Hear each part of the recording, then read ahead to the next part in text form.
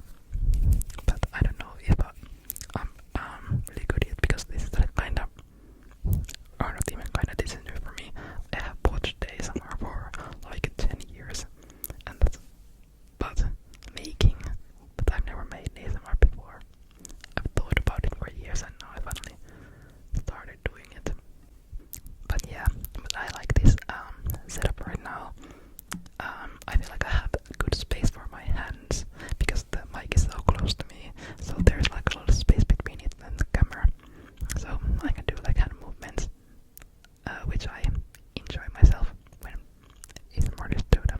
So yeah, and it's like something to do with my hands while whispering. But yeah, you can hear the books if I tap them like this. Now I'm scratching on the pages on the sides of the books.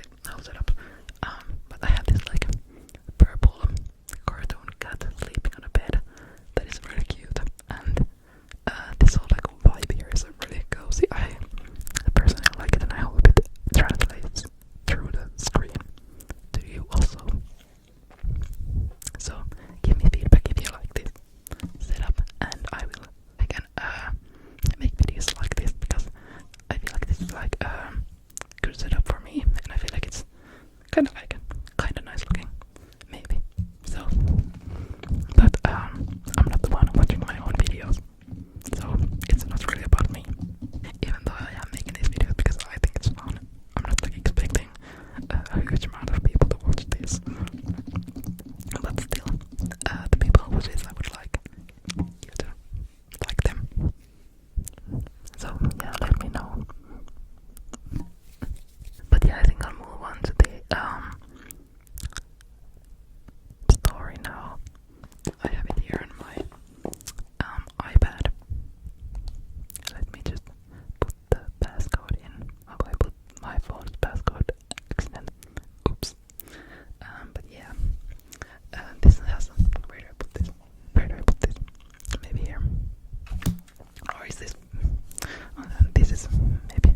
Yeah. So this book is a collection of the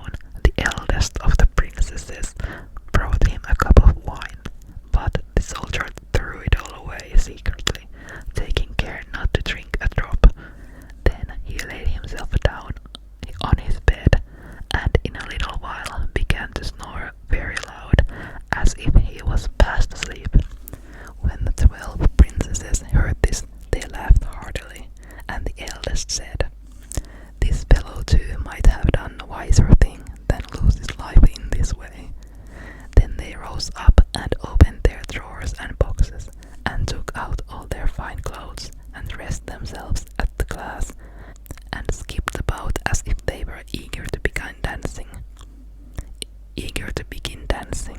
But the youngest said, I don't know how it is. While you are so happy, I feel very uneasy. I am sure some mischance will befall us.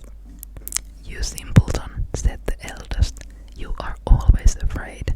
Have you forgotten how many kings' sons have already watched in vain? And as for this soldier, even if I had not given him his sleeping draught, he would have slept soundly enough. When they were all ready, they went and looked at the soldier, but he snored on and did not stir hand or foot, so they thought they were quite safe. And the eldest went up to her own bed and clapped her hands, and the bed sank into the floor, and a trapdoor flew open. The soldier saw them going down through the trapdoor, one after another, the eldest leading the way, and thinking he had no time to lose, he jumped up, put on the cloak which the old woman had given him, and followed them. But in the middle of the stairs he trod on the gown of the youngest princess, and she cried out to her sisters, All is not right, someone took hold of my gown. You silly creature, said the eldest, it is nothing but a nail in the wall. Then down they all went, and at the bottom they found themselves in a most delightful grove of trees, and the leaves were all of silver, and glittered and sparkled beautifully. The soldier wished to take away some token of the place, so he broke off a little branch, and there came a loud noise from the tree. Then the youngest daughter said again, I am sure all is not right. Did not you hear that noise? That never happened before. But the eldest said, It is only our princes who are shouting for joy at our approach. Then they came to another grove of trees, where all the leaves were of gold. And afterwards to a third, where the leaves were all glittering diamonds. And the soldier broke a branch from each, and every time there was a loud noise, which made the youngest sister tremble with fear. But the eldest still said, It was only the princes who were crying for joy. So they went on till they came to a great lake, and at the side of the lake there lay 12 little boats, with 12 handsome princes in them, who seemed to be waiting there for the princesses. One of the princesses went into each boat, and the soldier stepped into the same boat with the youngest. As they were rowing over the lake, the prince who was in the boat with the youngest princess. And the soldier said, I do not know why it is, but though I am rowing with all my might, we do not get on so fast as usual, and I am quite tired. The boat seems very heavy today. It is only the heat of the weather, said the princess. I feel it very warm too. On the other side of the lake stood a fine illuminated castle, from which came the merry music of horns and trumpets. There they all landed and went into the castle, and each prince danced with his princess, and the soldier, who was all the time invisible, danced with them too, and when any of the princesses had a cup of wine set by her, he drank it all up, so that when she put the cup to her mouth, it was empty. At this too, the youngest sister was terribly frightened, but the eldest always silenced her. They danced on till 3 o'clock in the morning, and then all their shoes were worn out, so that they were obliged to leave off. The princess rowed them back again over the lake, but this time the soldier placed himself in the boat with the eldest princess, and on the opposite shore they took leave of each other, the princesses promising to come again the next night. When they came to the stairs, the soldier ran on before the princesses and laid himself down, and as the 12 sisters slowly came up, very much tired, they heard him snoring in his bed, so they said, Now all is quite safe. Then they undressed themselves, put away their fine clothes, and pulled off their shoes, and went to bed. In the morning, the soldier said nothing about what had happened, but determined to see more of this strange adventure, and went